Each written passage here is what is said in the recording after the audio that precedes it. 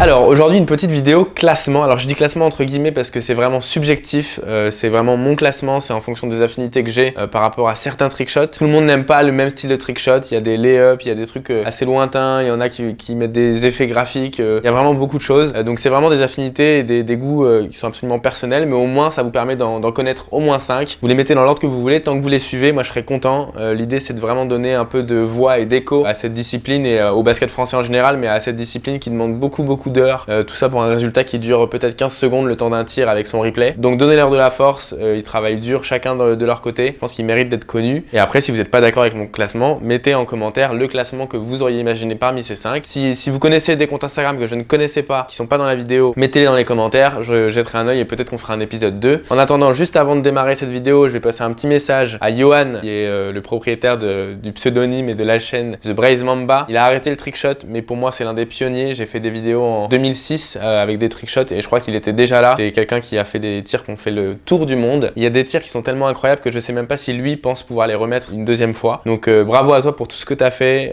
J'ai toujours suivi avec beaucoup d'attention ce que tu as fait. Je sais que ça demande énormément de patience et de répétition. J'espère que de voir cette nouvelle génération de trickshotters te fera plaisir et te donnera envie de recommencer parce que je pense que tout le monde serait très content de te revoir faire des choses que personne d'autre ne sait faire. Si tu passes par là, Johan, salut déjà et à très bientôt j'espère.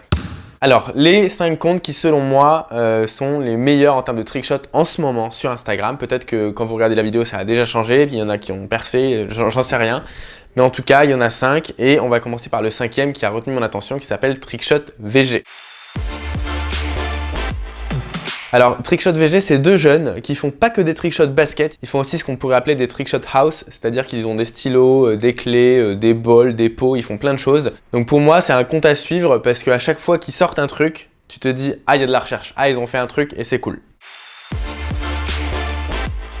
Le numéro 4, alors lui c'est spécial parce qu'il a énormément de talent, mais je pense qu'il est énormément fan de Tijas, jusqu'à presque la coiffure parce qu'il est blond aussi, il fait les mêmes lay-ups, etc. Et franchement il est très doué, c'est très fluide, c'est très propre. Et il m'avait fait rire à l'époque parce qu'il les a retirés de son Instagram depuis, mais il faisait beaucoup de slow motion et de lay-up en claquettes. Et je trouvais que c'était vraiment marrant parce que le décalage entre la performance qu'il faisait et les claquettes qu'il avait était absolument grandiose. Franchement j'ai adoré. Donc bravo Louis, franchement continue ce que tu fais parce que moi je trouve ça très marrant et s'il te plaît remets des claquettes. Alors le numéro 3 il s'appelle Alexis Perrichon, vous l'avez déjà vu dans mes vidéos l'an dernier parce que j'ai fait une tournée de terrain, je suis allé à Nantes et il était là. À l'époque je savais pas qu'il faisait des trickshots mais j'ai re-regardé la vidéo de Nantes et à la fin on avait fait des trickshots sur l'arbre à panier là et j'ai redécouvert qu'il avait fait un truc qui était plutôt créatif où il a mis le pied contre le poteau, entre les jambes etc. Et en fait je pense que c'était ça les prémices de ce qu'il fait aujourd'hui, c'est-à-dire qu'il aime bien être un peu créatif, il est tellement créatif qu'il ajoute des effets, ce qu'on appelle scribble, donc c'est les effets néons de plusieurs couleurs, enfin voilà, vous connaissez le principe. Il ajoute ça sur ses vidéos. Je trouve que ça donne un petit effet un peu plus sympa. Le seul conseil que je pourrais te donner, Alexis, c'est de filmer d'un peu plus près pour qu'on ait un peu plus de détails. Je pense que ça mérite une seule chose, c'est d'aller sur YouTube pour qu'on le voit en grand écran, parce que sur Instagram, on voit pas vraiment les couleurs, les trucs, mais je trouve que c'est assez beau pour que ça aille sur YouTube.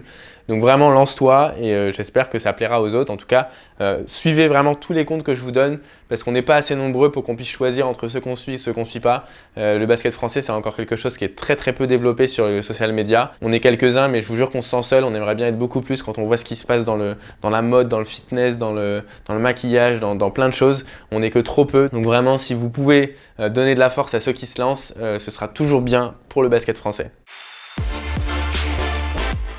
Alors le 4e il s'appelle Atman, il avait commencé son compte en faisant des combinaisons avec son pote de trickshot et je trouvais que c'était fabuleux parce que le cadre était dingue, le cadrage était parfait. J'avais envie d'aller sur le terrain avec eux et y passer des heures jusqu'à ce que ça rentre. Atman il travaille beaucoup son cadrage etc. Et ce que j'aime beaucoup, c'est vraiment subjectif, hein. C'est parce que comme moi j'aime beaucoup les tirs de loin, lui il allie ce que j'aime dans le lay-up au tir de loin. C'est-à-dire qu'il ne fait pas que des lay-up, mais il fait le geste d'un lay-up mais 6 mètres plus loin. Et ça je trouve que ça demande beaucoup de performance et beaucoup d'efforts, beaucoup de patience et à mon avis il doit remplir un paquet de cartes mémoire avant d'arriver à ses tirs. Mais voilà, il a commencé il y a à peine 2 mois, ça a bien monté son compte. Donc continuez de l'encourager et il poste énormément. Donc vraiment bravo à toi Atman, continue et j'espère qu'on se croisera un jour parce que j'adore ça, vraiment faire des trickshots. Si un jour on peut en faire un tous les deux, ce sera avec plaisir.